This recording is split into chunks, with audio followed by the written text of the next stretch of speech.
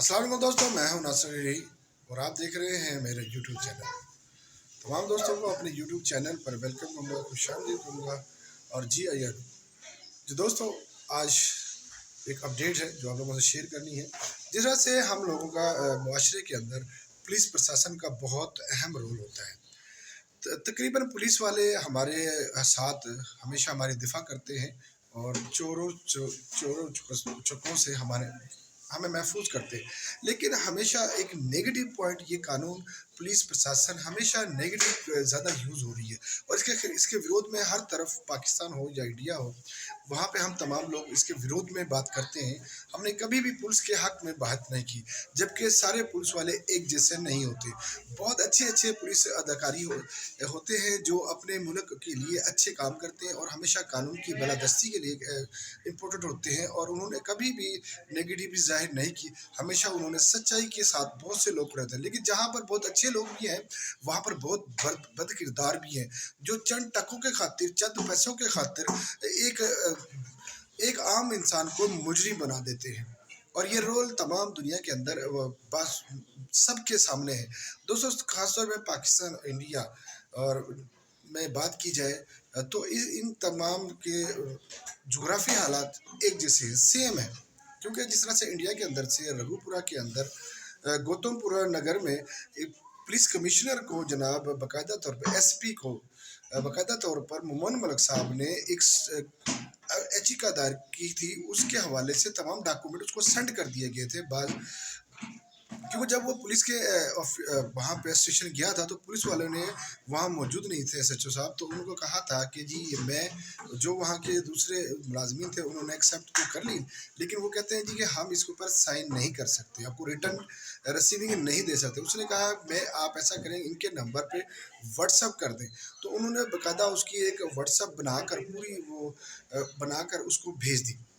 और जब वहाँ पर वो उसके पास गई, बाकायदा उन्होंने रिसीविंग डाली है ऊपर से कि जी ठीक है, मुझे एक्सेप्ट किया कि जी हाँ जी आपकी मुझे एप्लीकेशन मिल चुकी है, अब मैं इसके खिलाफ कार्रवाई करूँगा। और ये इसे कहकर उसको जनाब मुतमिन कर दिया मोहम्मद मलिक साहब को। और साथ ही जनाब जब आज कल क्या हुआ दोस्तों, कल वहाँ पर आस्था जी गई नगरपुरा पुलिस स्टेशन में, एसएचओ साहब को मिली तो उन्होंने साफ इनकार कर दिया कि मुझे मोमन मलिक साहब ने कोई स्टेटमेंट नहीं भेजी और ना ही कोई एप्लीकेशन दी है। तो अगर मुझे दी होती तो मैं इस केस के हवाले से अब तक कोई ना कोई जांच पड़ताल या मैं अरेस्ट कर चुका होता। जो भी केस के मुताबिक लीगल पॉसिबिलिटी होगी, मैं उसके खिलाफ केस में उसका साथ ज़रूर दूंगा। लेकिन मोमन मलिक साहब ने मुझे अभी तक वो स्टेटमेंट या कोई एप्लीकेशन नहीं दी। तो दोस्तों, यहाँ पर मैं इसलिए कह रहा हूँ एसएचओ साहब को एक अच्छी खासी ग्रांट, एक पैसे की ग्रांट मिली हुई है और इसी वजह से वो आज तक सीमा के खिलाफ किसी किस्म की कार्रवाई नहीं कर सका। क्योंकि जिस तरह से सीमा मीडिया के सामने आती है और उस पर भी आरोप है कि वो मीडिया के सामने नहीं है, जबकि कोई भी इंसान वायलेशन नहीं कर सकता उस मुल्क के बारे में जो दूसरे मुल्क से आया हो। वहाँ पे वीडियो नहीं बना सकता, पब्लिक नहीं कर सकता।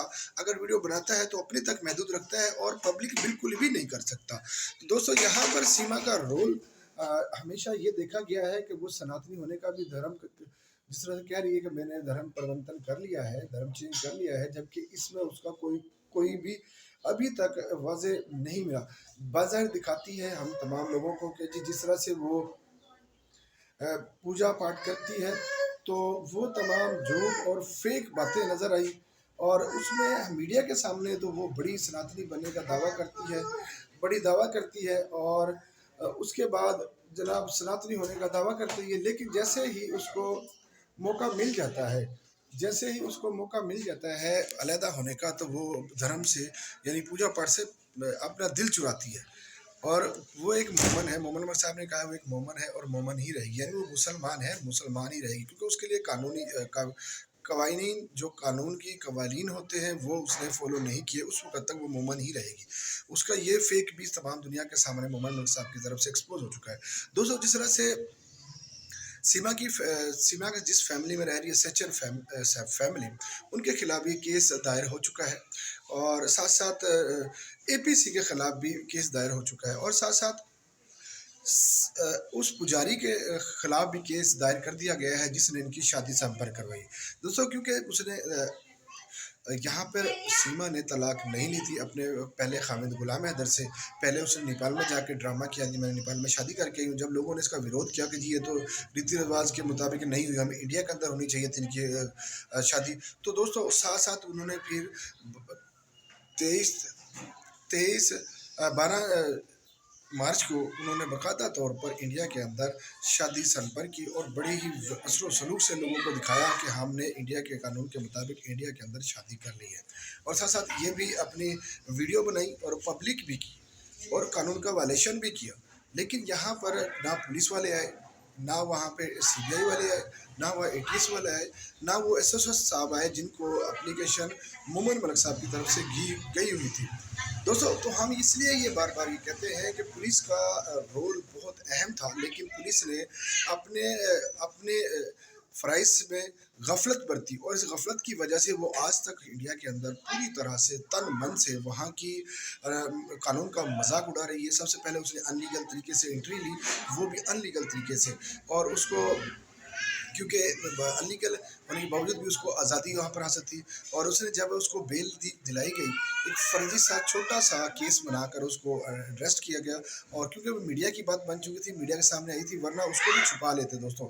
کیونکہ جیسے ہی کورٹ میں کیس گیا تو کورٹ سے اس کو عرضی ملی, وہ اسی بحاف پہ ملی کہ وہ غلام حیدر کی وائف ہے اور اس کے 4 معصوم بچے ہیں جو ابھی انڈیا کے اندر اکیلے تنہا رہ جائیں گے. ان کی تحفظ کے لیے, ان کے پروٹیکشن کے لیے ان کی ماں کو بیل دی گئی. اور اس وقت بھی سچن نے اس کو اپنی بیوی ایکسیپٹ نہیں کیا تھا, اور رترپال نے بھی نہیں کہا تھا, اور AP سنگھ کا رول بھی نہیں تھا بھیا کے ساتھ, کیونکہ وہ بہنا کا بھیا نہ بنا وہاں پر, بلکہ سامنے آیا ہی نہیں. حشمت جی نے جس طرح سے اس میں اپنی تمام قانونی نقطہ پیش سے ان کو بیل دلائی, اور حشمت جی نے بالکل واضح الفاظ میں اپنے کلائنٹ کا ساتھ دیا اور اس کو بیل دلا دی. ساتھ ساتھ کیونکہ بیل اس کو مل چکی تھی, اب اس کو یہاں پر انڈیا کے اندر آسانی سے رہنا چاہیے تھا, کسی کو ریل نہیں بنانی چاہیے تھی, کوئی بھی وائلیشن نہیں کرنا چاہیے قانون کا. لیکن دوستوں اس نے تمام وائلیشن کیے قانون کا مذاق اڑایا, اور ساتھ ساتھ تمام قانون کی دھجیاں اڑائی, کیونکہ وہ بظاہر تو مسلمان ہے اور اس کو ہندو سماج سے ابھی کوئی لینا دینا نہیں ہے, لیکن وہ ہندو سماج کو بدنام ضرور کر رہی ہے.